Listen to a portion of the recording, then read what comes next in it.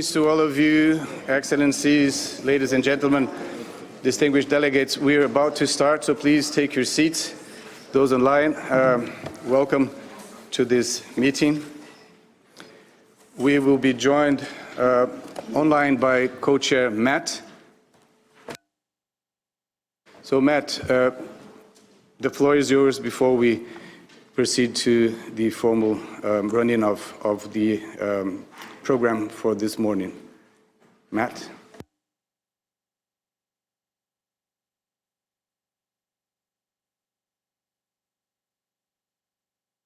Sorry, I can't hear anything. Can you hear me? We can hear you, but apparently, are you able to hear us? I can now hear you. Thank you so much. Good morning. Thank you, Ambassador Tovar. Greetings, everybody.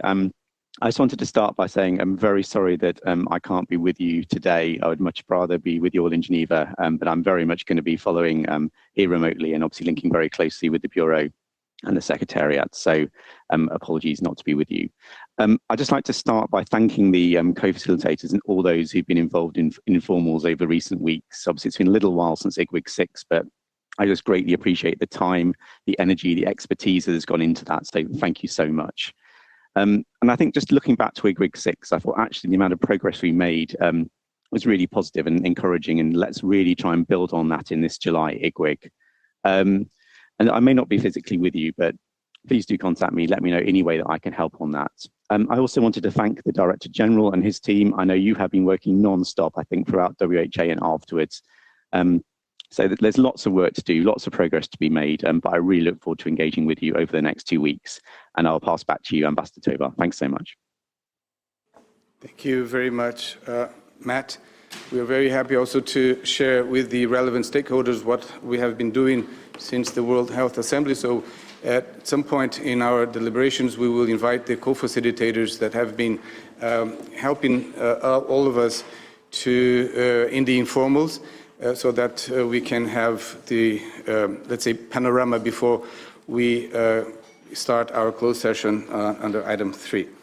So allow me first to recall what the Health Assembly, through decision WHA 797, decided. So they decided that the IGWG shall continue its work as mandated in paragraph 9.1 of resolution WHA 78.1, and shall, as a priority, draft and negotiate the annex described in Article 12 of WHO Pandemic Agreement, including to develop legally binding contracts to be negotiated and signed with WHO, and shall submit the outcome to the 80th World Health Assembly for its consideration, or, as may be necessary, earlier by a special session of the World Health Assembly in 2026, with only one agenda item dedicated to this outcome, and subsequently facilitate as necessary activities related to the adoption of said annex and the opening for signature, ratification, acceptance, approval, accession, or formal confirmation of WHO Pandemic Agreement. Just as a reminder, so that we know we are operating and we're enjoying this trust in an extension.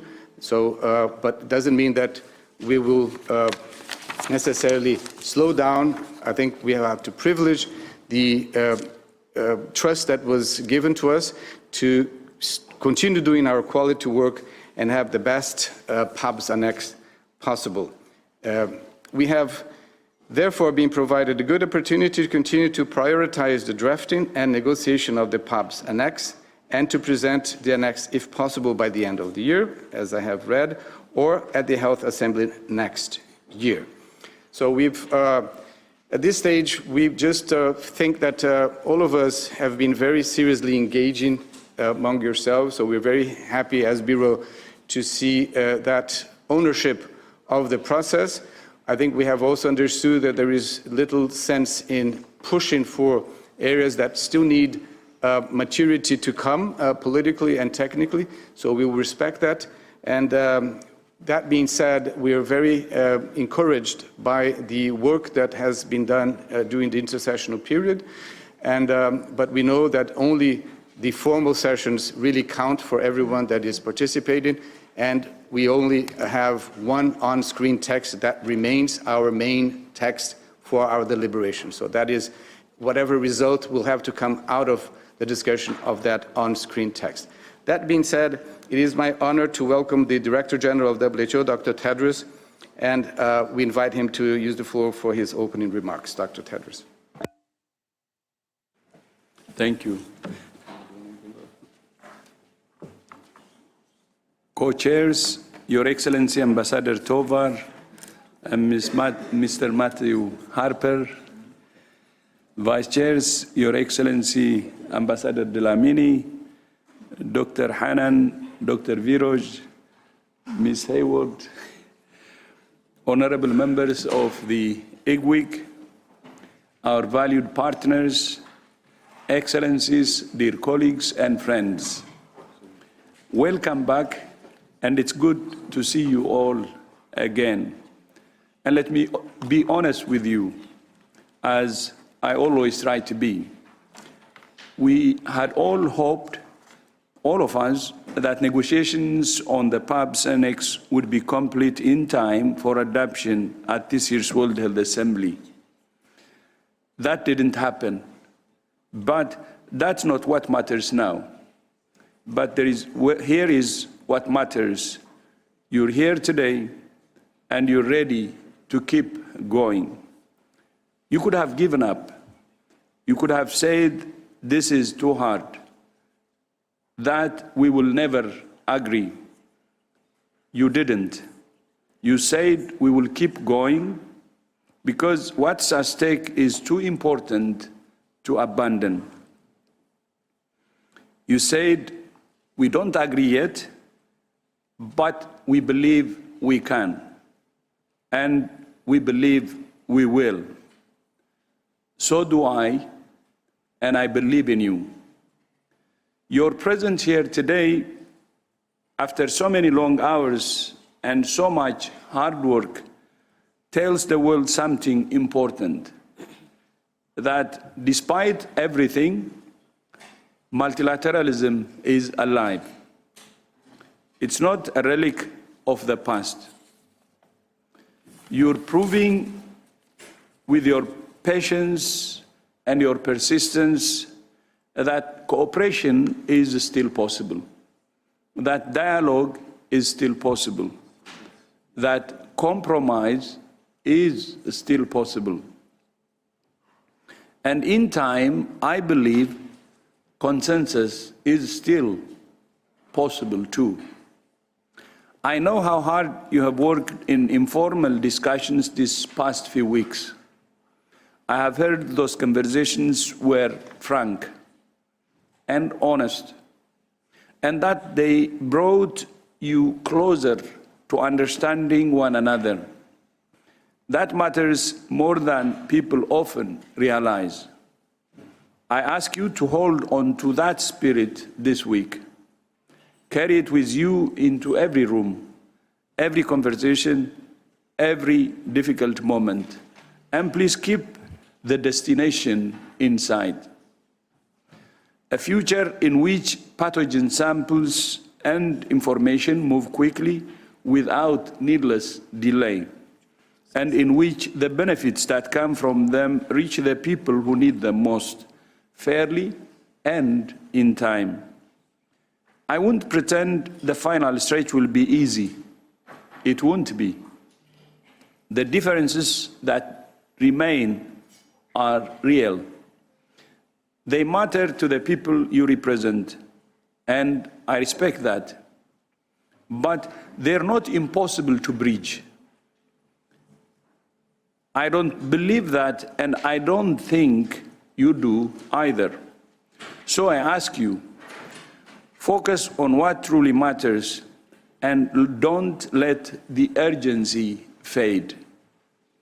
Please use this time as if it were precious, because it is. As I keep saying, and as I will keep saying until it's no longer true, the next pandemic will not wait for us to be ready. The Ebola outbreak still unfolding in the DRC right now is proof of that. It's not some distant hypothetical scenario in a briefing document. It's happening. Ebola may not be the next pandemic. It will not be. But a reminder, it's a reminder, a painful one, that the threat never truly goes away. And only 4 days ago, WHO announced the end of the hantavirus outbreak linked to a cruise ship earlier this year. It was contained because people worked together quickly and without hesitation. But it too is a reminder that danger can come from anywhere at any time in ways we don't always expect. Every month that this annex remains unfinished is a month the world stays less prepared than it could be. It's people, real families, left less safe than they deserve to be. So please, let's get this done, not for an institution, not for a process, but for them, for the people that we serve. I ask all of you to walk into this next 2 weeks with trust in each other, with understanding, and with the flexibility to meet each other part way. My colleagues and I are here for you. Whatever support you need to reach this goal, we will provide it. We're always at your disposal. And I wish you every success in your negotiations over the coming 2 weeks. And Chair, back to you. Thank you very much, Dr. Tedros, for your words. I think the sense of urgency is in our mind. We know not only that we are about to make history, but we want to make this history right in a way that is not only equitable, but functional. Thank you. We shall now move to the consideration of the agenda and the program of work. You have received the draft agenda, document A/IGWG/7-1. Allow me just to indicate that item 4 of the agenda is proposals from member states of entities to be included in Annex D and or Annex E, and we have not received any. So as we proceed to adopt the agenda, that item then will have to be excluded.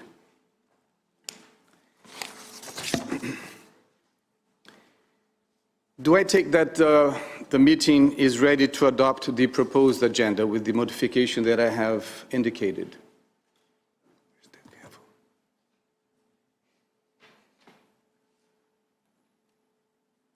I'm left gaveless, so I'm using my pen to decide.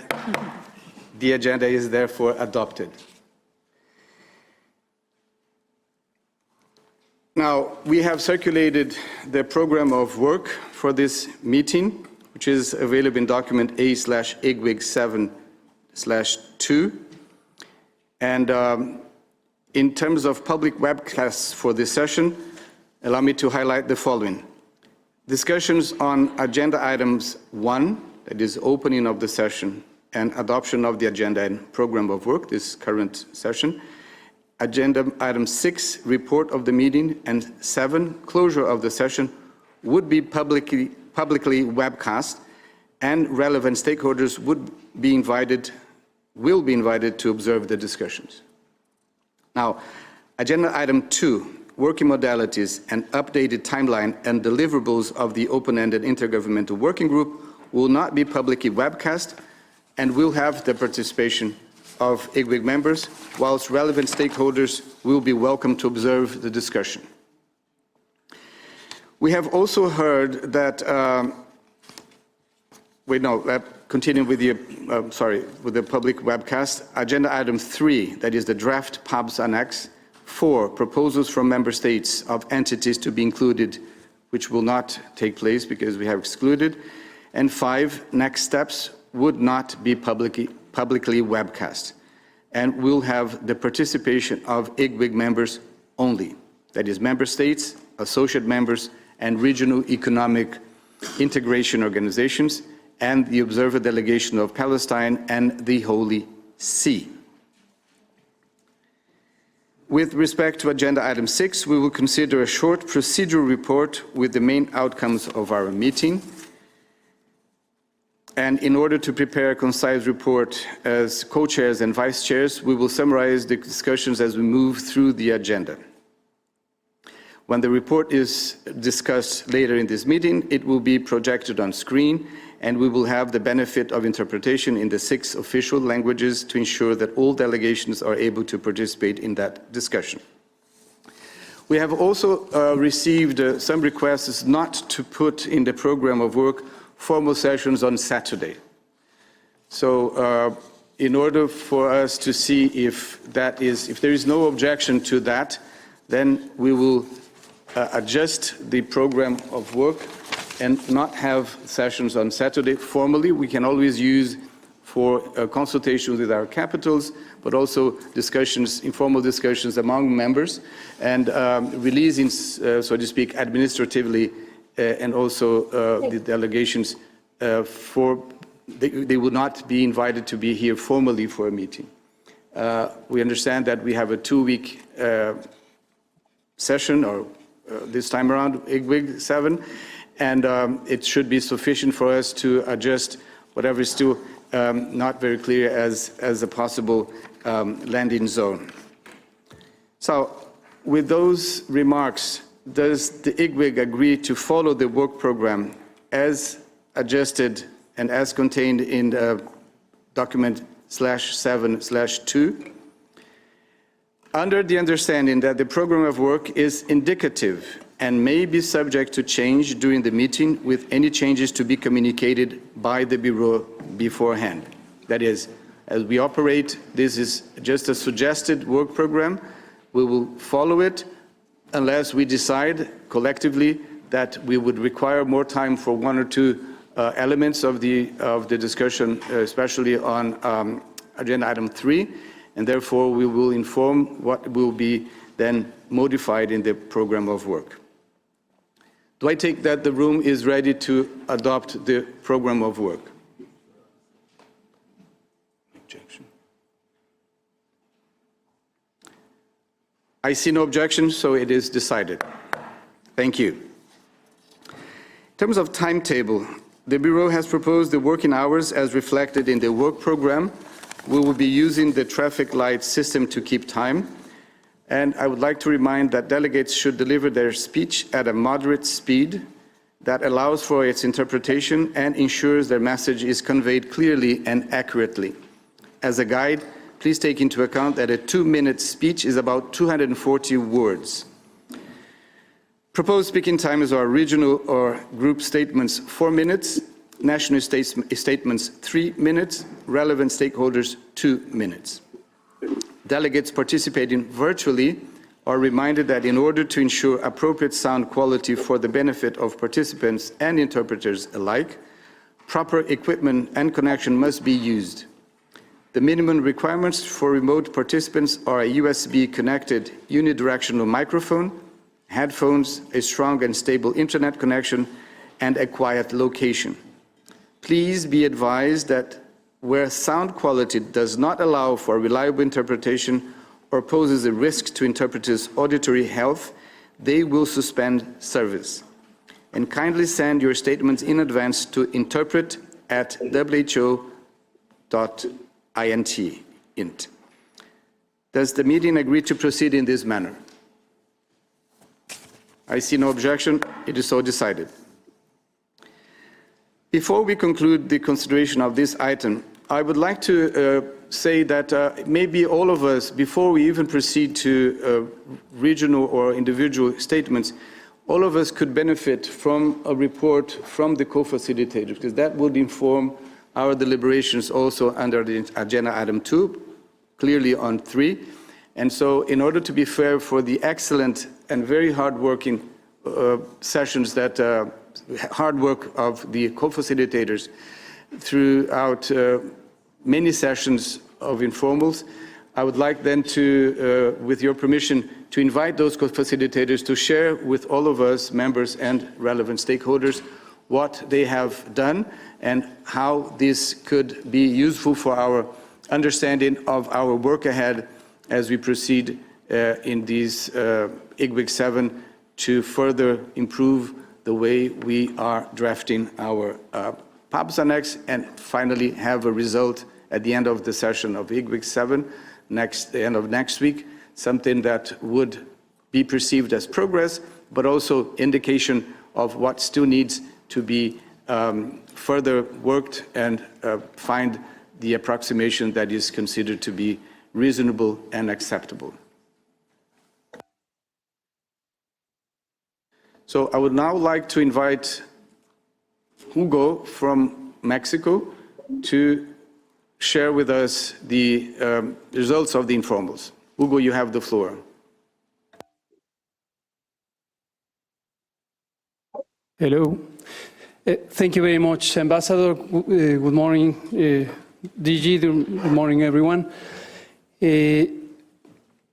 I would take the privilege of this kind invitation to express some of the points, but I'm sure the complementation by other members of the co-facilitators group would be instrumental for us to understand what happened during the informals, and most importantly, how can we take advantage of those proceedings in order to move swiftly during the formals.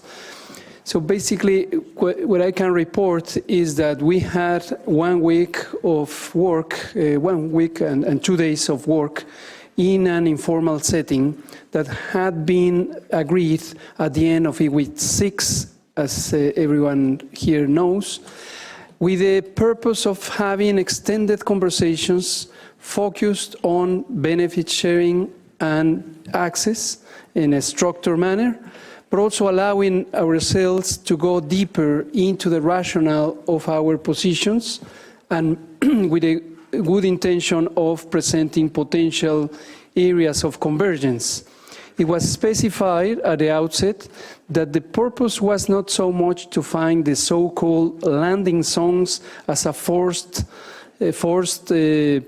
perspective of agreement, but rather to identify potential complementation in our seemingly diametrically opposed positions, but with the perspective that if we understand that public health preparedness for emergencies is grounded on both pillars, namely timely access of pathogens and sequence informations, but also in equitable benefit sharing, then we could find solutions to the conundrum. During the week, we tried to tackle most elements of this agenda and highlighting not only the practicalities of that, how to resolve access, how to resolve benefit sharing allocation, but also to understand how the system may work all together. The importance of portraying the system as a complex structure that requires different elements from different parts at different moments that are characterized by the pandemic preparedness and response calendar, so to say, which includes the all times benefit sharing and access, of course, all times also capacity development, also the public health emergencies of international concern and its particular nature, so as a focused public health emergency event, but also a focused market space in regards of what might be the incentives for the private sector to develop medical countermeasures. And finally, the one that is probably most clear in everyone's mind, which is the pandemic response with its nature as a extended or expanded both public health and market situation. During the week, participation was enthusiastic, I must say, but not extensive, perhaps. We have not all delegations participating, regardless of the dual nature or hybrid nature, with in-person meetings as well as virtual meetings. But all of those that participated made it on good faith and provided insight on potential movements. Changes in positions were not expected very much, but some of them indicated flexibility and, most importantly, far vision. So we were able to accommodate some of the perspectives into potential common understanding. Finally, I must report that we tried to structure this, and we have a slides presentation indicating potential convergences that now can be turned into material for this formal section, and potentially identification of elements that can be converted into text for the PAP's draft proposal. Thank you. Over to you. Thank you very much, Hugo. Shall we then go on to presentation of the slides? But is it going to be another co-facilitator? Please go ahead.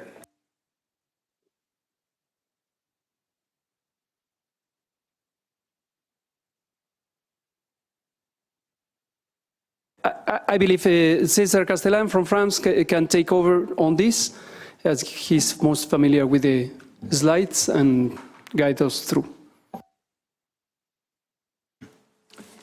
Yes, thank you, Chair.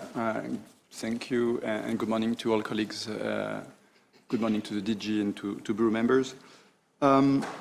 So I mean, I agree with what have been said by Hugo, of course. The informations were useful. So we will give you a short presentation, just what the COFAX keep from the past 2 weeks. So please, could the Secretariat move to the next slide? And the next one. Yes, thank you. So regarding the discussion, so on the overall objective, we still, fully agree on the fact that we aim at reaching rapid access and fair equitable benefit sharing on an equal footing. That's the overall objective. Regarding the terms and conditions for the WCLN, we think that member states, there is a convergence about the fact that we should have legally binding terms and conditions and term of reference, that the WCLN should include national labs and reference labs with a need to further dig and clarify what will be expected from each of those 2 categories. We need also to work on the criteria. And there was some concern raised about, the potential articulation of commercial, non-commercial activities from those labs. Regarding the questions that remains to be clarified potentially this week, and our suggestion, we will say it will be useful to dig deeper on the proposal that was shared by the Secretariat at the last IGWG regarding the terms of reference, terms and condition, and also to work on the accountability of databases. Regarding the onward sharing of PAP's materials, there is convergence about the fact that a document should be signed or formalize the transfer of materials, whether it be a shipping notice like in the BIP or another document, and that this document would be something different from the PAP's contract. One of the questions that was raised but not extinguished during the informal was what would be the provisions of such shipping notice or agreement, whether it should be only the terms and conditions to access and use materials, whether or not it should include a commitment to share benefit, a commitment to sign a PAP's contract, and we know there are still diverging views on that. And also the exact process through which such a shipping notice will be signed. Some people wanted a formalized agreement with a signature. Some people wanted only a unilateral message sent by WHO. So there is still work to be done. Regarding the next steps, we think that it's still useful to dig deeper about the lessons that we can draw from the PIP framework and how we can improve the system for the PAPs. of course, the core obligations to be included in the shipping notice. There was also the question or the suggestion to have WHO as a party to this shipment notice between the lab and the receiver. So it will not be 2 parties, but 3 parties. So we need to further consider this possibility.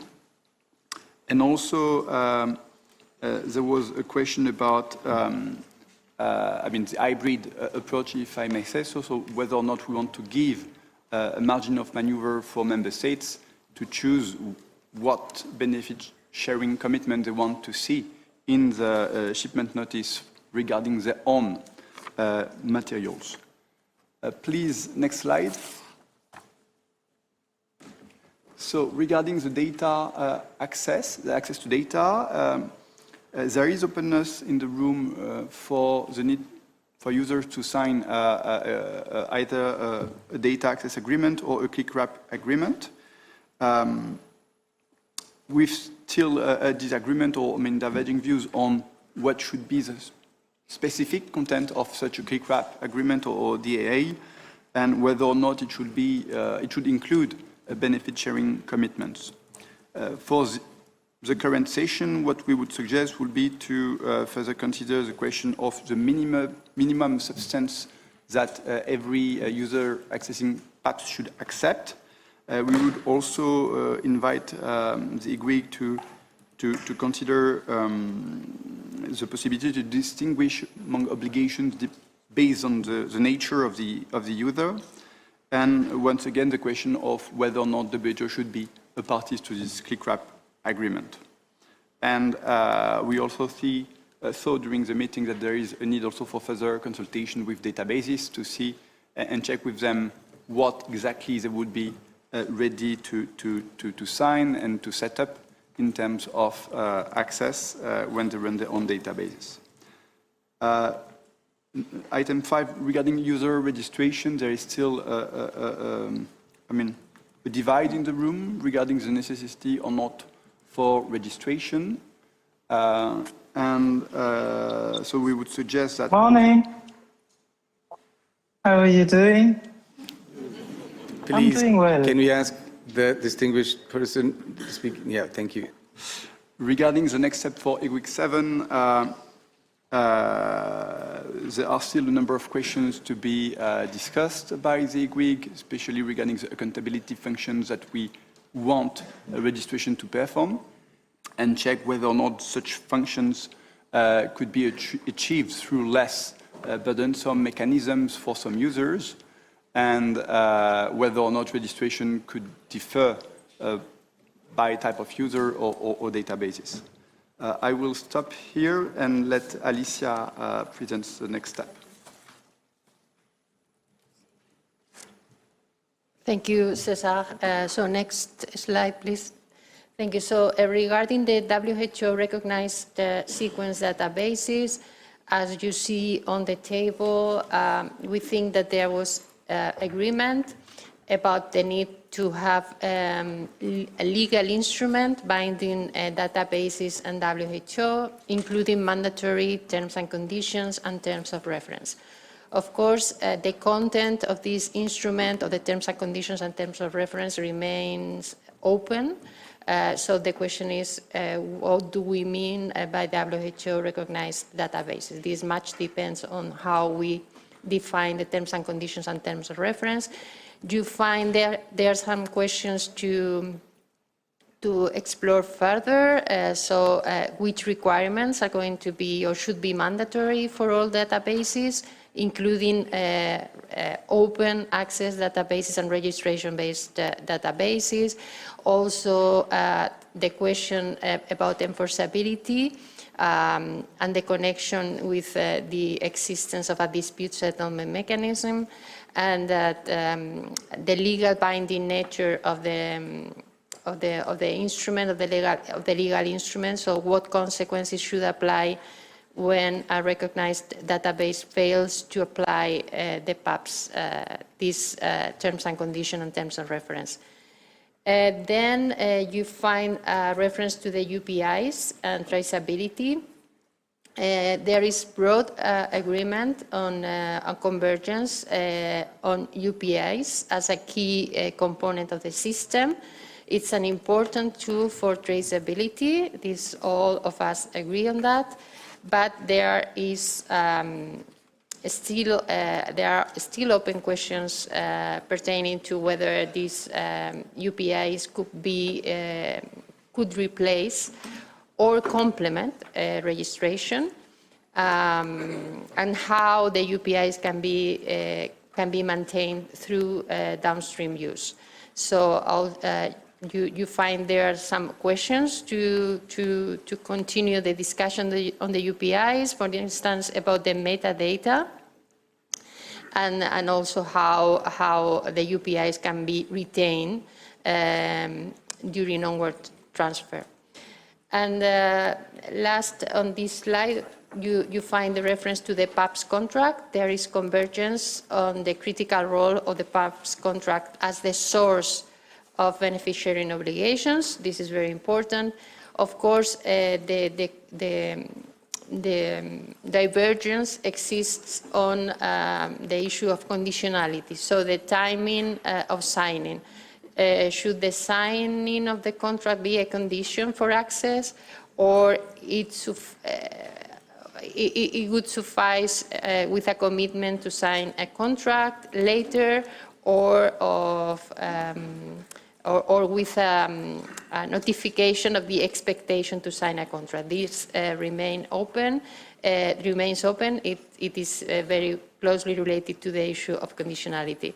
So regarding questions that we could ask ourselves in order to continue discussing this issue, we can refer to the standardized clauses, which clauses can be standardized in terms of the PAPS contracts, and the big question is, when shall the contract be signed related to conditionality?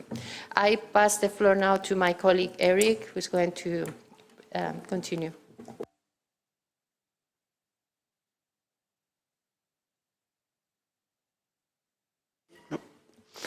Thank you very much, Alicia, and good morning, colleagues.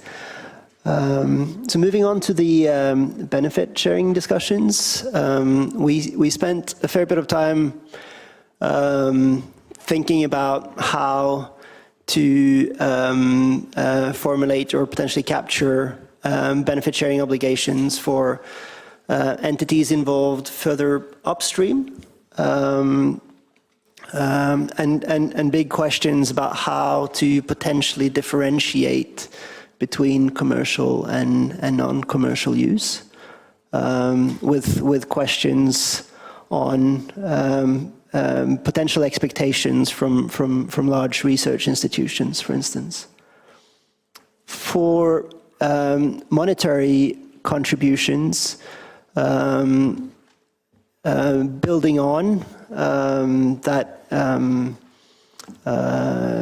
sort of avenue for consensus that opened up during IGWG 6 resumed, with a general agreement for hard obligations for monetary contributions for participating manufacturers.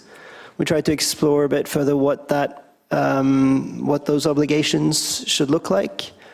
With general agreement that we should aim for,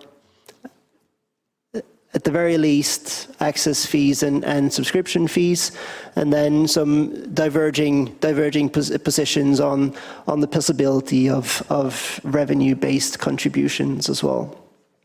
Also, some discussions about how to potentially regroup or restructure the list of options, and potential alignment of those options with revenue-based contributions. For the fake benefit sharing set-asides, again, building on that initial agreement from IGWG 6 resumed, agreement that for at least some fakes, there should be mandatory benefit sharing in terms of allocation, with convergence around the idea of having a basic mandatory floor with a negotiable, flexible volume on top of that. And then if we move on to the next slide, please. Still diverging views about how to define what fakes should be covered by that, what types of fakes should be covered by that mandatory obligation or not, and how to potentially fit that in with a broader scope of PABs, and defining whether a potential fake is inside or outside of the scope of that mandatory obligation, potentially again looking at additional benefit sharing options for fakes that are not covered by that mandatory scope.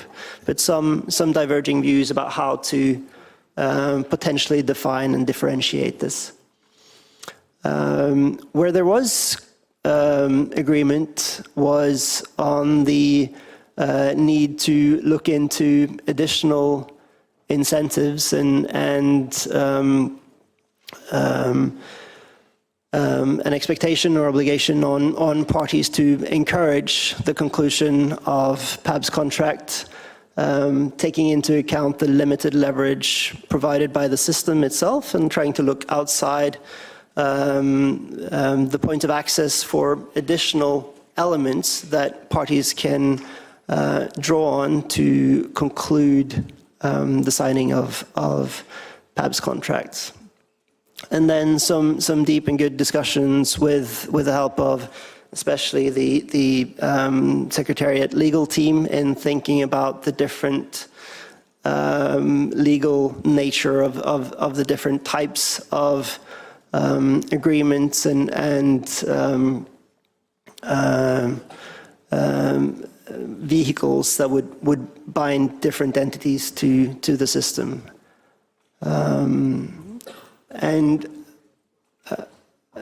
I think it would be helpful if the Secretariat maybe could share the slide deck with colleagues later on. And with that, back to you, Co-Chair. Thank you very much.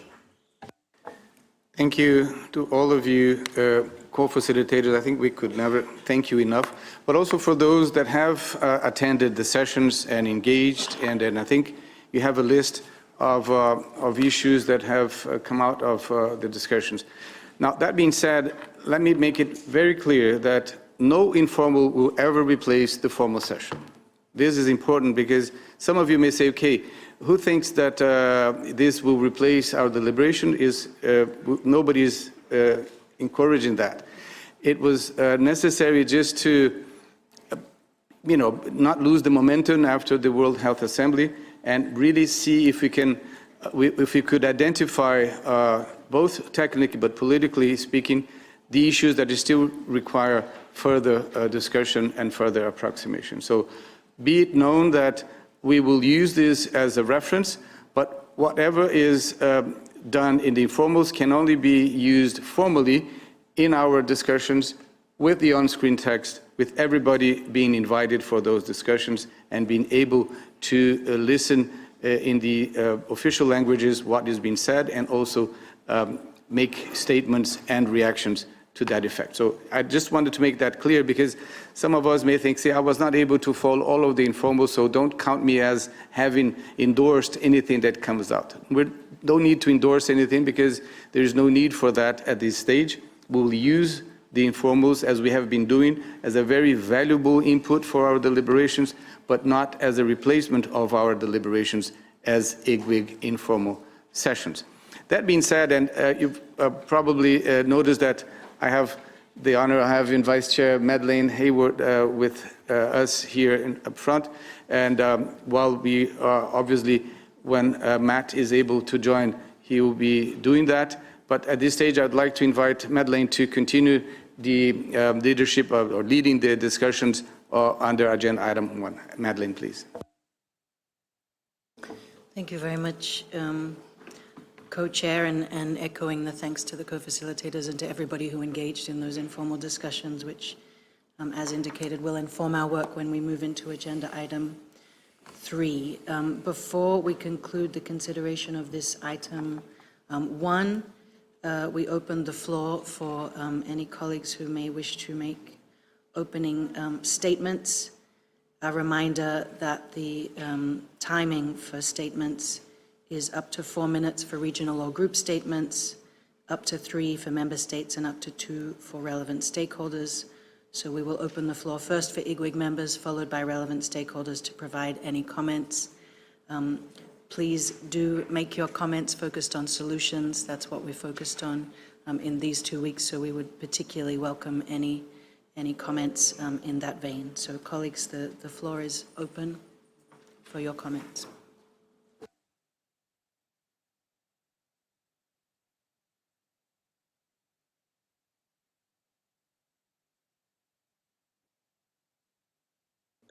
Guyana, please, the floor is yours. Thank you, Co-Chair, and good morning. I am speaking on behalf of Barbados, Dominica, Guyana, Jamaica, and the Organization of Eastern Caribbean States. We recognize the critical importance of the pathogen access and benefit sharing system under Article 12 of the WHO Pandemic Agreement as a key mechanism for delivering equity for all in pandemic prevention, preparedness, and response. We acknowledge the progress made in these negotiations and commend the strong unity demonstrated by developing countries in advancing proposals that promote fairness, equity, and solidarity while helping to prevent a repeat of the inequities witnessed during the COVID-19 pandemic. We welcome the decision to extend negotiations on the PABS Annex, providing the additional time needed to achieve a balanced, effective, and broadly supported outcome. We acknowledge the significant efforts made by all parties to reach the current stage of the negotiations, and we appreciate the importance of bringing the PABS process to a successful conclusion. At the same time, we recognize the complexities involved in this context. It is important to note that negotiations on the PABS Annex have been underway for less than a year. By comparison, other multilateral health-related instruments have required considerably longer timeframes to reach consensus. For example, the Nagoya Protocol on Access and Benefit Sharing took nearly 6 years to negotiate and finalize, while the WHO Pandemic Agreement, of which this annex forms a part, was negotiated over 3 years. The extension therefore provides a constructive opportunity to address outstanding issues and strengthen the foundation for a sustainable and equitable agreement. As discussions continue, Barbados, Dominica, Guyana, Jamaica, and the Organization of Eastern Caribbean States propose that the final annex must reflect the following: 1, equal footing. The sharing of PABS materials and sequence information must be matched by the fair and equitable sharing of benefits arising from their use. This principle must be supported by comprehensive, transparent, and enforceable arrangements applicable to all providers and users.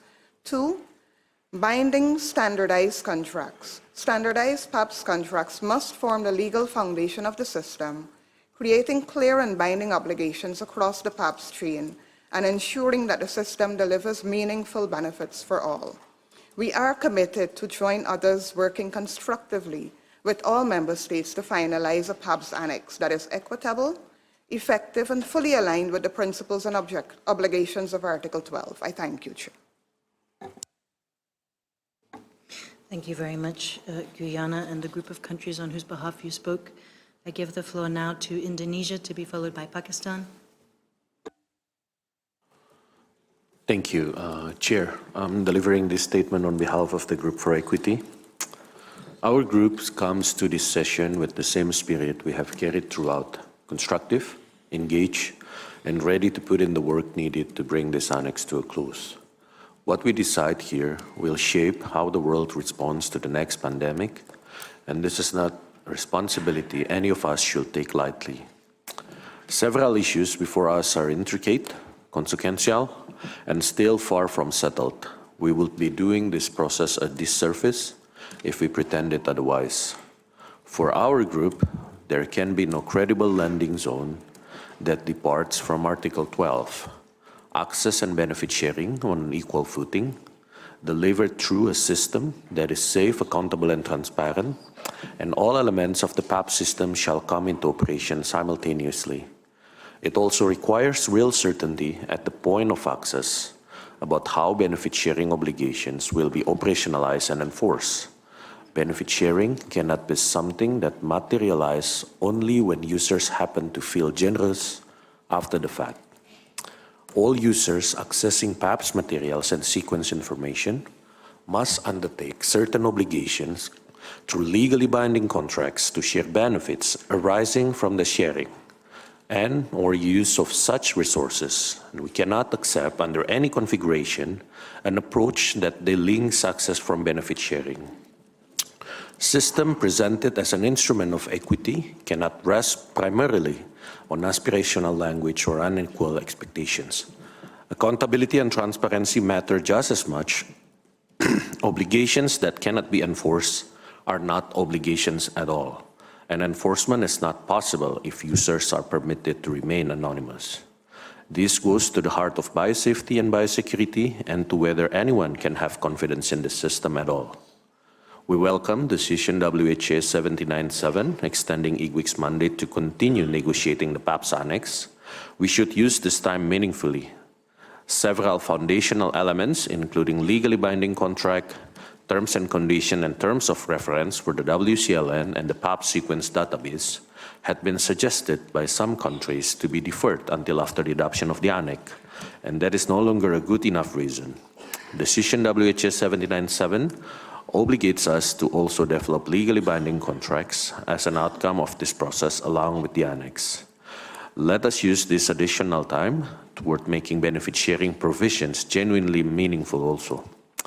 PAPS was never meant to be only about equitable access to medical countermeasures. It should also help developing countries build local production, strengthen technological capacity, and strengthen their overall capacity when the next crisis arrives. We understand the pressure building to conclude this Annex, and our group shares this urge to finish. But finishing should not come at the cost of a weaker design, non-binding commitments, or lowered ambition.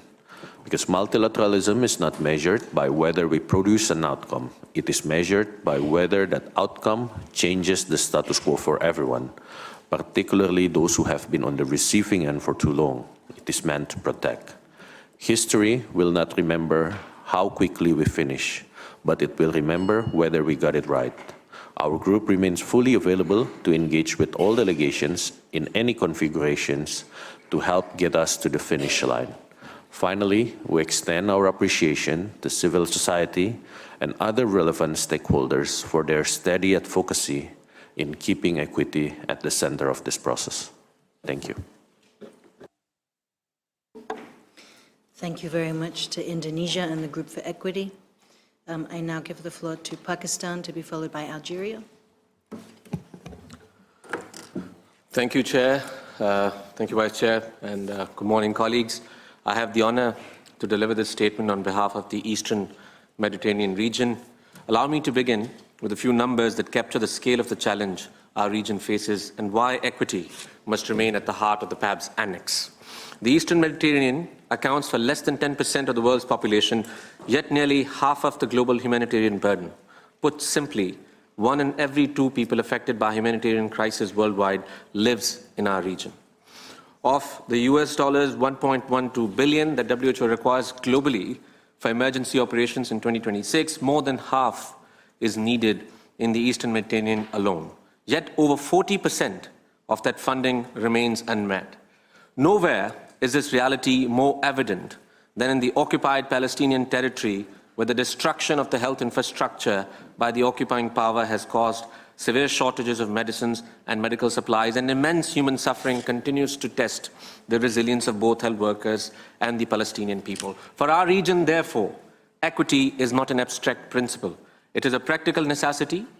The pandemic agreement, and in particular, Article 12, represents a collective commitment that countries facing the greatest vulnerabilities will no longer be left behind. It establishes the principle of equal footing and envisages a multilateral, safe, accountable, and transparent pathogen access and benefit sharing system, while reaffirming the sovereign rights of member states over their genetic resources. While we welcome the extension in the mandate of IGWG, we hope that this round of negotiation is used not to dilute hard-won provisions, but to finally deliver on the equity promise that justified the pandemic agreement in the first place. Co-chair, our region wishes to highlight 4 priorities. First, standardized legally binding contracts for pathogen materials and pathogen sequence information must be finalized. These are the legal foundation without which the PAB system cannot be effectively implemented. Second, meaningful technology transfer and licensing must become operational realities, particularly during public health emergencies of international concern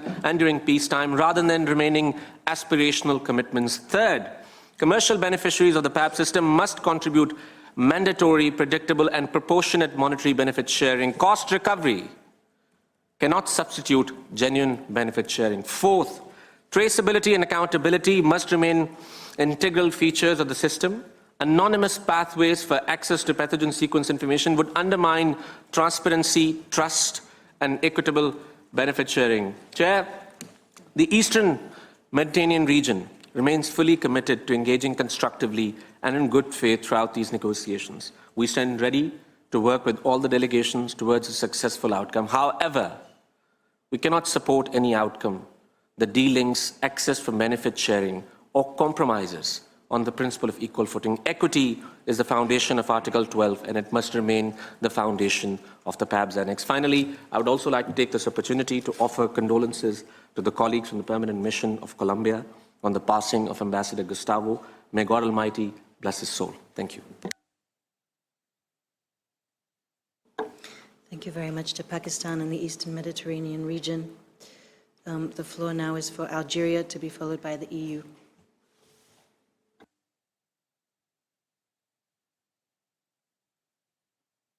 States.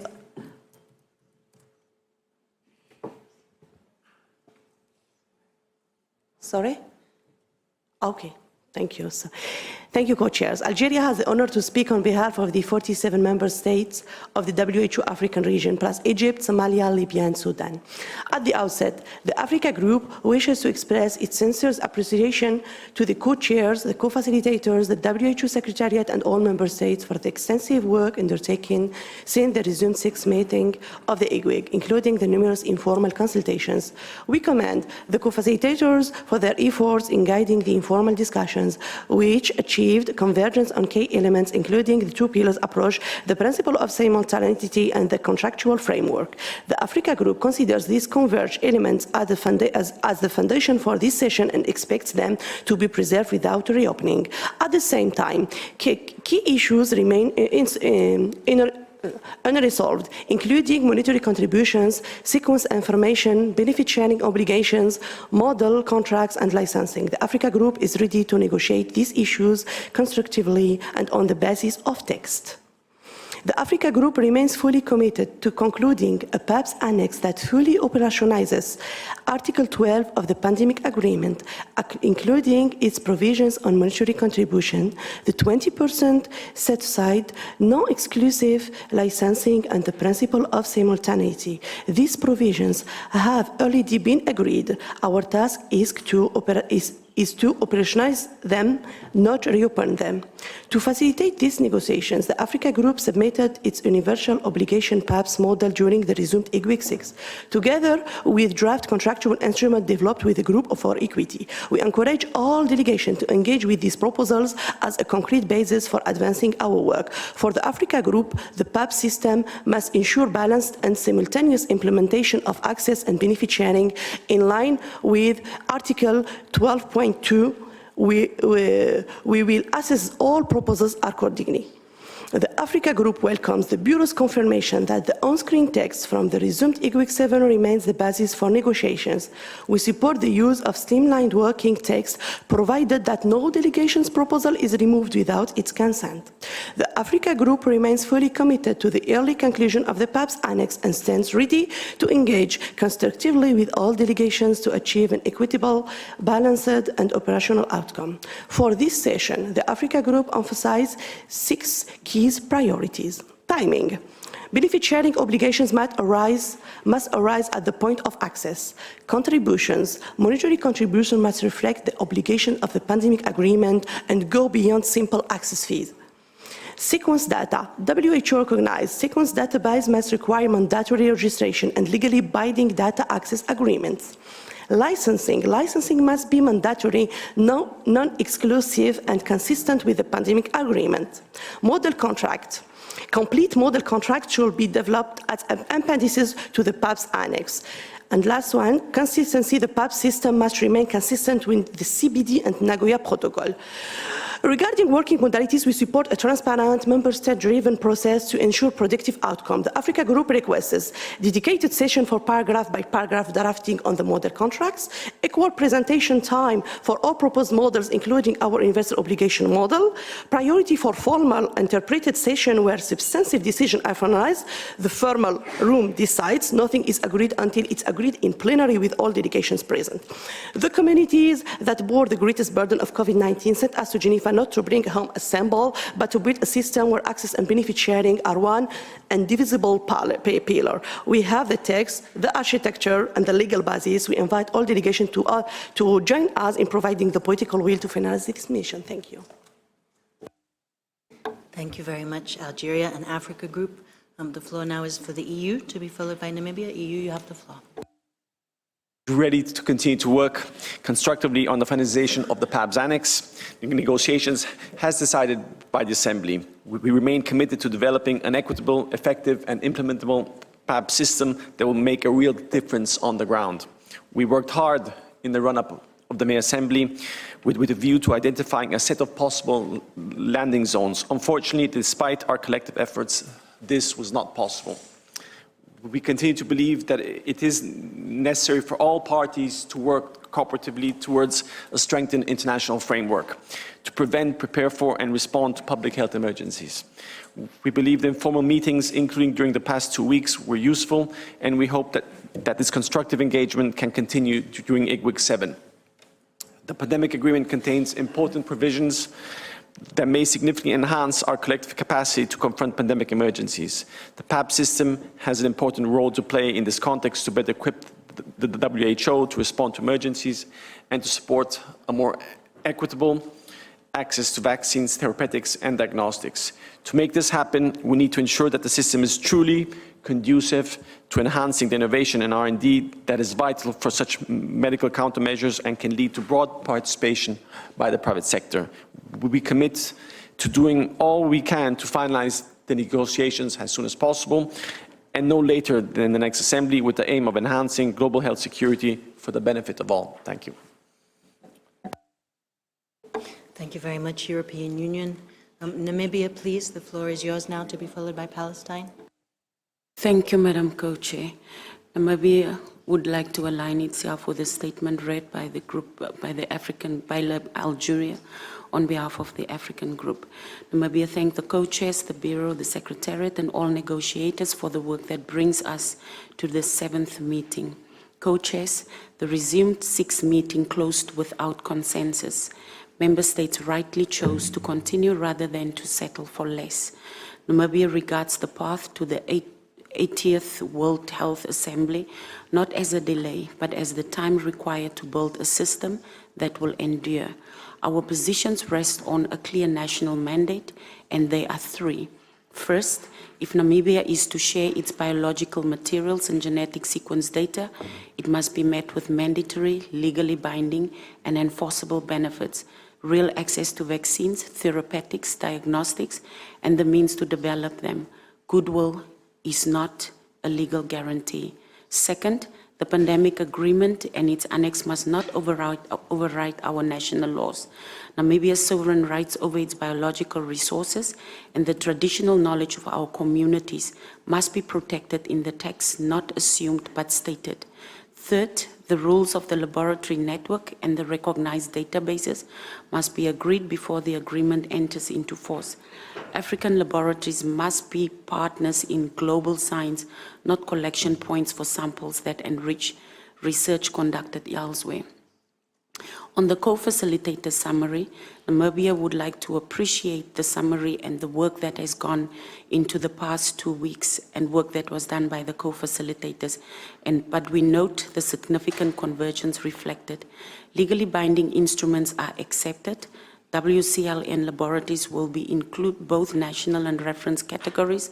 The shipment agreement is contractual arrangement concluded prior to shipment. But 3 elements require correction before this document goes to capitals. Monetary contributions are a standalone mandatory obligation under Article 12.5a. They are not a menu of option. We request this document be circulated to all delegates today so that capitals can review it before we are asked to respond to the questions it poses. Co-chairs, for Namibia, the test is this, and in this annex is simple. Access and benefit sharing must stand equal in law and one cannot bind while the other merely aspires. Namibia stands ready to engage constructively in good faith, and for as long as good faith requires, to deliver an annex that earns the trust of every member state and that serves those who will need it most when the next pandemic comes. Thank you, Co-Chair. Thank you very much, Namibia. The floor is now to Palestine, to be followed by Burkina Faso. Palestine, please. Thank you, Co-Chair. Very good morning, Excellencies and dear colleagues. We are here again to see how can we reach a landing zone for us, for our PABs cargo. We do have precious files and documents, and most importantly, very good willing to have this PA working for all and leaving no one behind. At least this is Palestine understanding since the beginning of this process, IGWG 1, 2, 3, 4, 5, 6. So the health for all slogan cannot be achieved unless global health funding stops operating as aid and charity, and ensuring unhindered access to all health materials and equipment for all without any political and financial or pressure from anyone, whatever, producer or consumer. The universal values of equity and justice in aid coordination and delivery can counter the discourse of public health that has been shaped by the interests of some producers and other actors based in the global north. Unfortunately, we can ensure productions of vaccines and medicines and deployment of knowledge and skills for all. We heard the word decolonizing global health in the past discussions, and this have reverberated strongly in the Geneva Global Health ecosystem this last years, where we recall again all inequities in global access to COVID-19 vaccines were the turning point moment, very clear for all. Palestine calls for frank and pragmatic negotiations and the promotion of global solidarity and equity when it comes to health. We have to listen to each other and understand each other. We are not here fighting. It is not a fight. We are negotiating and discussing a very important issue, health for all. So I hope that we will succeed to have this settled correctly for all.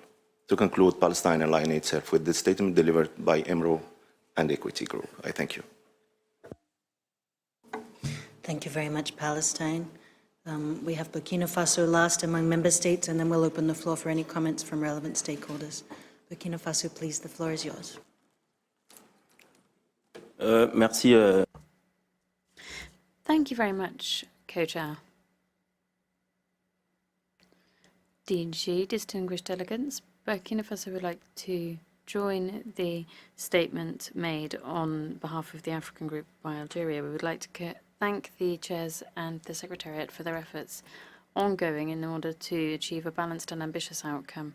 We are particularly pleased to see the extension to the mandate. This translates the collective will of members to prioritise credibility of the PABS Annex rather than seeking a hasty compromise. It gives us an opportunity to have a really operational text in line with the spirit and letter of the of Article 12 of the Pandemic Agreement. We also commend the fact that informal meetings were held on the main components of the PABS Annex. We hope that the progress made over these exchanges will reduce divergences and bring positions much closer together, as well as creating conditions for consensus at this session. Co-Chair. At this decisive stage of discussions, our delegation remains convinced that credibility of the future PAB system depends on its ability to be truly equitable, as set out in the Pandemic Agreement. So we would like to reiterate our attachment to certain aspects which we believe could irreversibly harm the credibility of the system. That's why we reaffirm that access to PABS material and sequencing information must remain inextricably linked to legally binding benefit sharing provisions.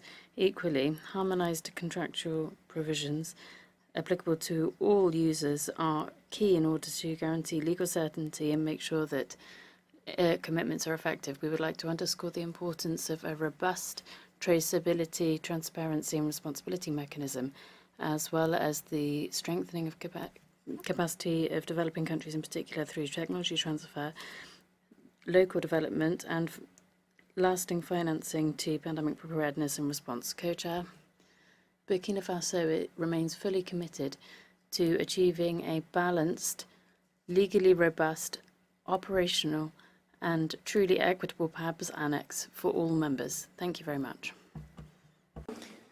Thank you very much to you, Burkina Faso, and to all the delegations that have made comments. We have requests from Leibniz Institute, Pathoplexus, Gavi, and the South Center. So Leibniz Institute, the floor is yours. Thank you, Co-Chair. My name is Pablo Orozco, and I'm speaking on behalf of the Leibniz Institute DSM said. We welcome the various ideas for compromise being put forward for this round of discussions. The idea of a click-wrap agreement is interesting. However, prescribing a specific technology for the PAB system would limit flexibility and exclude the use of future iterations for this technology or other technological alternatives. Instead, the text should clearly articulate the intended outcome without prescribing a particular technical solution. Irrespective of the technology, the underlying terms of use are of key importance, together with country of origin metadata. The 11 DSM-SED biological databases have already implemented CBD COP Decision 16/2 that asks databases to inform users about the multilateral mechanism and the Cali Fund, and possible financial obligations arising from commercial use of digital sequence information. Together with other colleagues from around the globe, we have also published a peer-reviewed publication for database managers to implement the CBD COP Decision 16/2, which includes a template language to do so. We will be happy to share with parties and stakeholders.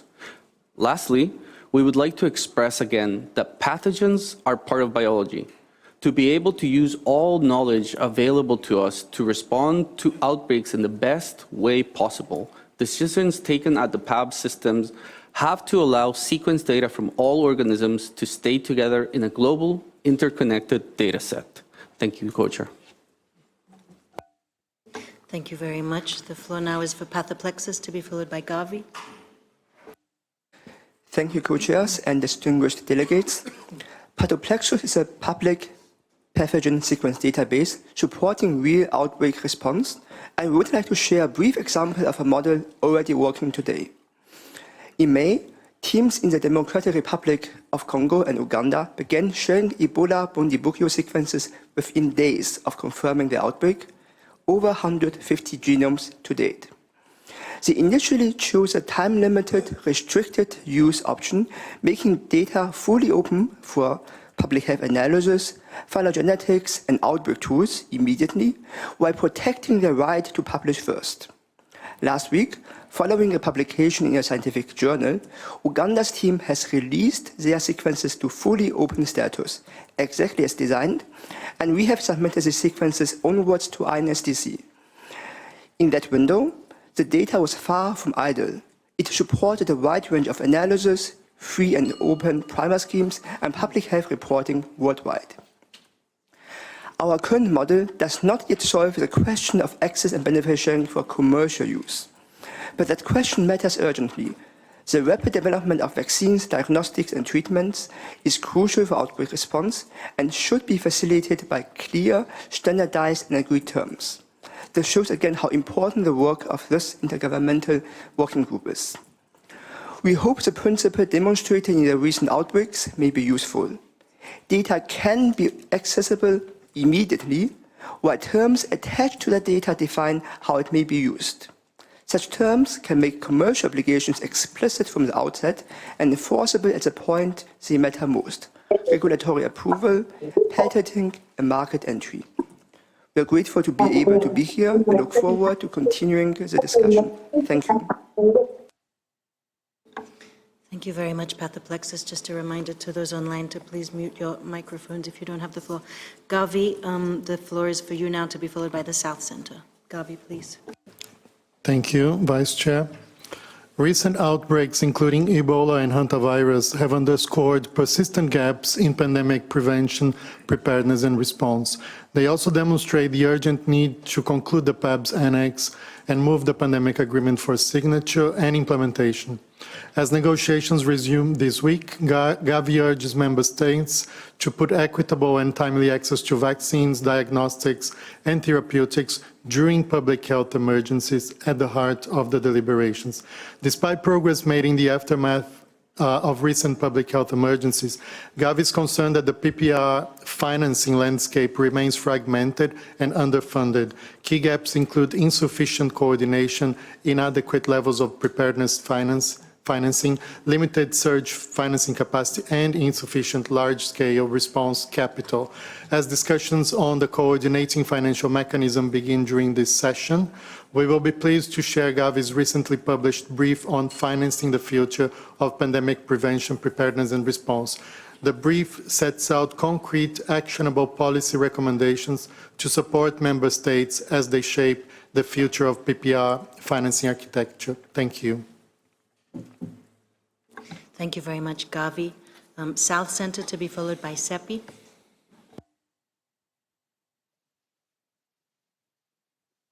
Thank you very much, and good morning, everyone.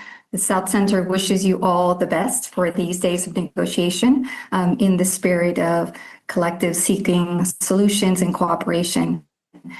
We'd like to just highlight the importance of remaining focused on what Article 12 requires, as any potential landing zone should be checked against, will this be compatible with ensuring that Article 12 is being implemented? Secondly, we do have some concerns with some ideas about hybrid approaches. We think that the standardization of the way the design of the PAB system is done is essential.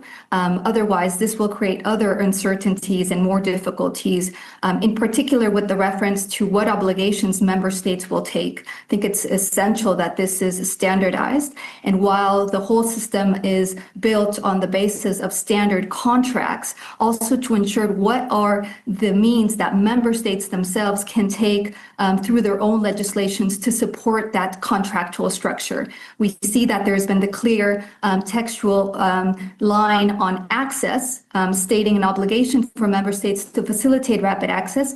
At the same time, you can have provisions domestically to facilitate benefit sharing that would be established through the contractual approach. But by having this, also ensuring that benefit sharing from any commercial use requires this payment to the system that goes to the multilateral PABS fund. This would also ensure that beyond the contractual approach, there is, clear rule on benefit sharing as well for member states to support. Thank you very much. Thank you very much to you, South Center. The floor is now for Seppi, to be followed by KEI. Thank you, Vice Chair. The current Ebola outbreak caused by Bundibugyo virus offers an important real-world test case for a PAB system. CEPI is currently funding the accelerated development of 4 investigational vaccines, and the emerging implications reinforce 3 points for PABs. First, PABs must be future-proofed for rapid and open sharing of pathogen sequences to support AI-enabled R&D. Any friction in access to sequence data, clinical trial samples, and virus isolates can delay vaccine development and immunoassay development. Even moderate delays will have downstream consequences. Second, achieving the PAB's objectives requires investing in organizations that fund R&D and create equitable access obligations with developers so that a shared sequence can be turned into an authorized, manufacturable product that reaches affected populations quickly. Across the long and complex R&D value chain, CEPI builds equitable access commitments into all our R&D investments from the outset, before the start of any clinical trials, tailored to each project and refined as candidates progress through different stages. These obligations are further specified as candidates mature and as there is greater clarity on manufacturing, procurement, and delivery pathways. Before a product is approved, there are commitments on timely supply, affordable pricing, and where appropriate, licensing and tech transfer arrangements that support equitable access on a sustainable basis. Finally, IGWG should consider downstream obligations for PABs participating manufacturers that improve equitable access without creating barriers to upstream pathogen sharing. This could include commitments to enable concurrent regulatory review, make approved products available for use as comparators in clinical trials, and identify experienced regional partners for tech transfer where a manufacturer is unable to supply sufficient doses to the outbreak-affected countries. Thank you. Thank you very much. CEPI, now the floor is to KEI, to be followed by PSI. KEI suggests the following text for a PABS annex, which would read as follows. Annex X, implementation of market access and product allocation. Paragraph 1, scope and market access requirement. Each party shall take all necessary legal, administrative, or regulatory measures to ensure that any manufacturer seeking to register or sell pandemic-related products within its jurisdiction provides verifiable evidence of a legally binding agreement with the World Health Organization that addresses access to such products consistent with Article 12, Paragraph 6 of the Pandemic Agreement. Paragraph 2, specific pathogen and field of use alignment.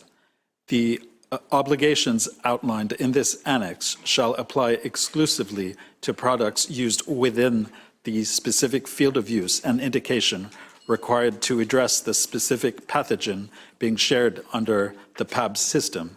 This obligation shall not extend to other uses or indications of the same product.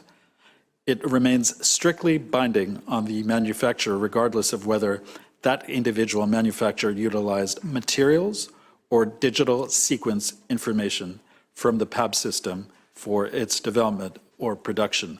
Thank you, Vice Chair. Thank you very much, KEI. PSI, the floor is yours, to be followed by DCVMN. Thank you, Chair. The need for a PABS annex based on equity and international solidarity cannot be overemphasized. Thus, we align with the equity group that haste should be matched with an unshaken commitment to not only finishing quickly, but finishing right. This is without prejudice to the need for urgency, which the Director General has once again rightly reiterated. The issues are clear, and it is rather worrisome that we are still where we are. The majority of countries have called for standardized and legally binding instruments, technology transfer and compulsory licensing that go beyond performative or aspirational realms, unambiguous transparency of identities of parties and actors that access pathogens. A handful of countries in opposition to this have stalled a consensus being reached. These countries and supranational entities share something in common. They house significant biopharmaceutical corporate interests. PSI has consistently called for world leaders to put health over wealth and people before profit. The COVID-19 pandemic and recent facts underscore the need for expedited resolution for a PABS annex which centers health equity unambiguously. We thus stand with the equity group's position. Finally, we do appreciate that consensus is the norm in treaty formulation processes, but the extended IGWG negotiations should not be made to appear wittingly or unwittingly, as an avenue to water down the demands of the equity group in the final text. Rather, if the filibustering of sorts continues, we urge the IGWG co-chair to call for drafts to be put to vote. Thank you. Thank you very much, PSI. DCVMN, please, to be followed by TWN. Honorable co-chairs, vice chair, and distinguished delegates of IGWG 7, we at DCVMN sincerely appreciate huge amount of efforts and the work that has gone through the last 6 IGWGs. We fully respect the sovereignty and opinions of distinguished member states. However, you would agree that any future public health emergency of international concern and or pandemic will not wait for this noble initiative to conclude before striking again, as is evidenced by Mpox, hantavirus, and Bundibugyo.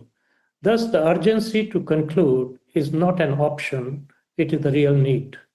It is therefore imminent that all distinguished members need to sink their differences and utilize these 2 weeks of IGWG 7 most effectively to arrive on a consensus and conclude the annex.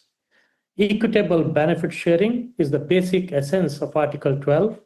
We at DCVMN stand in solidarity for global health and equity and strongly support that for availing benefits and databases, everyone must enter into a contractual agreement and honor it responsibly.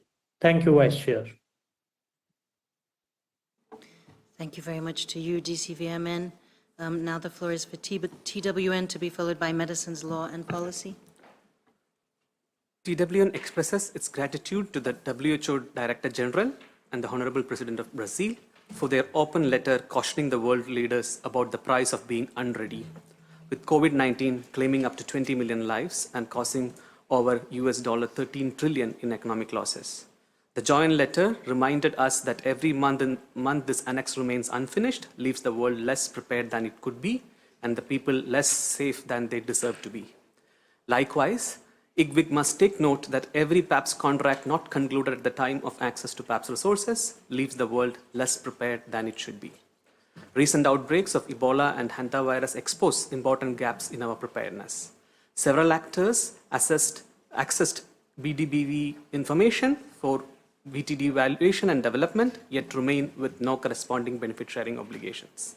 Scientists had little practical alternative but to rely on databases that provide little support to ABS regime and right to science and health of their fellow citizens. The objective of IGWG is to establish a PAP system that genuinely strengthens pandemic preparedness. The design of such a system cannot be based on an extractive model where access to samples and sequence comes first, while benefit sharing is negotiated later bilaterally between WHO Secretariat and pharmaceutical companies. Nor can PAPs rely on anonymous access to sequence information. Such a process undermines legal certainty, weakens preparedness, and increases biosecurity risk. The work of IGWG is not to develop a compromise for the sake of compromise. Article 12 already provides the framework for operationalizing a safe, accountable, and transparent system of the PAP system. A meaningful progress towards this objective now requires developed countries coming down from their maximalist positions and adopting a positive and a constructive outlook towards ABS laws and measures. Third World Network thanks Bureau, Secretariat, and Member States for their tireless efforts, especially smaller delegations, for enduring longer duration of negotiations in the interest of global public health. Thank you. Thank you very much, Third World Network. Medicines, Law and Policy, the floor is yours, to be followed by IFPME. Thank you, Madam Co-Chair, and I would like to start with thanking you for the reports from the informal sessions. I thought that was very helpful.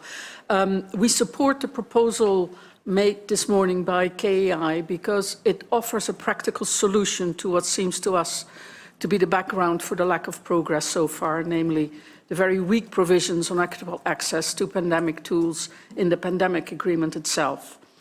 The KEI proposal would offer a remedy for this by strengthening access to products regardless of the source of the pathogen information used to develop them.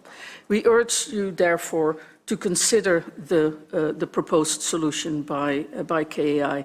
An alternative, of course, but perhaps a less desirable route would be to open up the equity provisions in the pandemic agreement itself with a view to strengthening those. I thank you and I wish you much strength in the coming weeks. Thank you very much, Medicines Law and Policy. IFPMA, please, to be followed by Oxfam. Thank you. The extension of the negotiations provides an opportunity to get the PABs right. And recent outbreaks such as Ebola and hantavirus clearly highlighted the practical challenges that these discussions must address. We are concerned by emerging trends in how pathogens and data are being shared, which risk undermining the scientific response and the broader innovation ecosystem. Recent experience shows a clear shift away from open access systems historically used in outbreaks towards more restricted use arrangements. In practice, this creates uncertainty for researchers on how data can be used and shared, and can slow the speed and breadth of scientific understanding at a time when rapid collaboration is essential. The use of such approaches during the Ebola response illustrates this risk, and early indications suggest that these dynamics are already affecting how stakeholders engage with available data.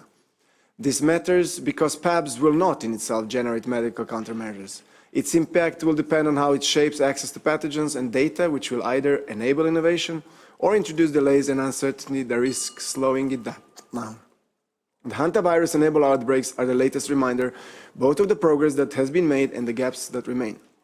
The R&D pipelines for emerging infectious diseases, vaccines and therapeutics are critically thin and must be expanded.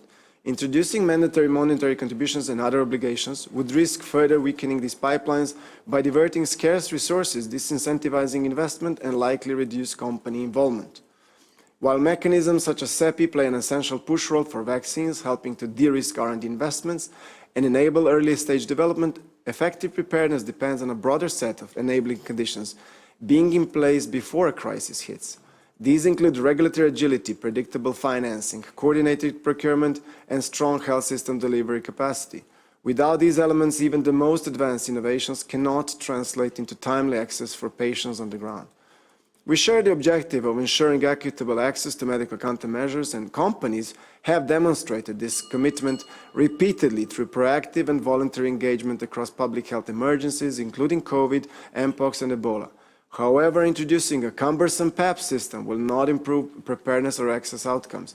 In practice, the main bottlenecks have consistently been related to financing, regulation, and delivery, not supply. Looking ahead, it is critical that we do not jeopardize the progress achieved in the pandemic agreement, including the set-aside mechanism, by introducing a PAP system that is impracticable for research and potentially counterproductive. Negotiations should remain grounded in outbreak reality and reduce rather than increase both legal uncertainty and the restrictions that could delay scientists' ability to access and use pathogen data. Thank you very much. Our full statement is available on our website. Thank you. Thank you, IFPMA. Oxfam, the floor is yours, to be followed by Medicines Patent Pool. Good morning, and thank you for the report on the informal sessions. So commitment to equity has to be reflected in legally binding text on sharing medical countermeasures and monetary benefits and on access to technology. Practically, even if we agreed a percentage, which is important, on countermeasure sharing, it would be not enough to cover 80% of the world population. Therefore, it is critical to have legally binding commitment for access to technology. We see access to technology as a solution to ensure sustainable supply of countermeasures to all and to preventing the queues of countries awaiting vaccines as we experienced during COVID and Mpox. Oxfam wishes you a successful meeting that results in clear benefit to all people. Thank you. Thank you very much, Oxfam. Medicines Patent Pool, to be followed by MSF International. Thank you, Chair. Equitable access to health products and technologies is an essential part of the pandemic agreement. In this regard, we would like to draw attention of Member States to the recently concluded non-exclusive voluntary licensing agreement between Medicines Patent Pool and Roche, which could contribute to equitable access during a future influenza pandemic. The agreement covers baloxavir marboxil, a WHO-recommended single-dose antiviral for treatment and prevention of influenza. Its key objectives are to support geographically diversified manufacturing and affordable access, both for seasonal influenza and in the event of future pandemic. The license includes several features aligned with the principles of pandemic preparedness and response, including coverage in 129 countries, provisions for technology transfer, geographical diversified manufacturing, and collaboration with the innovator and WHO to address potential barriers during a public health emergency. We are currently assessing applications received through a standard expression of interest process to identify qualified manufacturers that can develop and supply the licensed products to low and middle income countries. As recognized in the pandemic agreement, non-exclusive licensing and technology transfer can play an important role in supporting equitable access to health technologies during health emergencies. We hope this agreement will contribute to advancing that objective. Thank you. Thank you very much. And finally, we have MSF International. The floor is yours, please. Thank you, Chair. MSF continues to call member states to negotiate and conclude a strong and meaningful PABs that ensures equity and enables the pandemic agreement to open for signature and enter into force. The current public health emergency of international concern caused by Bundibugyo virus reveals access gaps in diagnostics, vaccines, and therapeutics that could have been avoided. We must not repeat the past pattern. R&D and access needs of the most affected communities must be addressed and protected in peacetime and during outbreaks. MSF reiterates our call on government to finalize the PABs with enforceable and upfront benefit sharing obligations, including technology transfer and meaningful licensing, and covering equitable access needs during FIC. We recall that a strong PABs is an essential pillar to ensure equity. As global R&D effort to develop Bundibugyo medical tools accelerates, this is a critical moment to ensure access considerations are embedded from outside of R&D funding and initiatives. PABs must form part of the package under the pandemic agreement that include enforceable access conditions in R&D funding, post-clinical trial access commitment for high-risk communities, access to comparative product, transparency and accountability in R&D governance, coordinated procurement, stockpiling, and equitable allocation. Access-related obligations already agreed under the international health regulations must also be fully implemented to support equity. Only such a comprehensive approach can close global preparedness gaps and protect those most affected by outbreaks. Thank you. Thank you very much, MSF, and thank you to all the speakers. I think this clearly starts us off by reinforcing the importance of what we're here to do together. It's not hypothetical, it has very real-world consequences. I think we've heard from all the member states a commitment to keep working together to reach consensus on an outcome that's meaningful, that delivers on the promise of Article 12, the commitments that we made there to each other and to the people we serve, and not just something that looks good on paper or something that is an outcome for the sake of multilateralism, but something that really delivers on that promise. From all the stakeholders we hear, you hear with your expertise, your commitment, your ideas, real-world examples. We know you're here to support us. And so this is a really good way to start the discussion. The COFAX presentation on the outcomes of the informals will be circulated as requested, and I will pass back to the co-chairs for further remarks before we move on to agenda item 2. Ambassador Tova, over to you. Thank you very much. Thank you for all your comments, and thank you for those that are following the webcasting of this session. I would now like to invite co-chair Matt to close the discussion of this agenda item. Matt, the floor is yours. Thank you so much, Ambassador Tova. Thank you, Vice Chair Madeleine. I think you've summed up the session so clearly. Thank you so much to member states and relevant stakeholders for all your valuable input. And I think, as you said, Madeleine, the DGs reminded us very much earlier why we're here. We have the Ebola hantavirus, which just underlined the urgent need to take this work forward. just to reiterate what I said earlier, a massive thank you to those involved in the informal sessions and for the really helpful update. There's issues on benefit sharing and access that we need to work together to find a way forward. And it's so important in these 2 weeks that we build a common understanding. We all have our own, everybody has their own position, but how do we bring that together? How do we find a solution that works for everybody? And talking to one another inside the room, outside the room, to find what is the way forward that works for everybody. And I'm absolutely confident in the way we did at the pandemic agreement, we will get there. And the Bureau is there to support, the Secretariat is there to support that work. So we look forward to producing a system that is operational, that delivers the equity we all want. And I think just as the last speaker said as well, it clearly links so closely to international health regulations. We also have the work on the coordinating financial mechanism that we will discuss in week 2. And of course, it's ultimately about delivering the pandemic agreement that brings benefit to all. So really look forward to working with you over the next 2 weeks. And thank you so much, everybody. And with that, I will close the session. And we look forward to working with you over the rest of the week. Thanks so much. Thank you, Matt. So technically, we'll transition before we open for agenda item 2. So please stay in the room. We will continue discussing our agenda today with the presence of the relevant stakeholders. We'll just need a few minutes to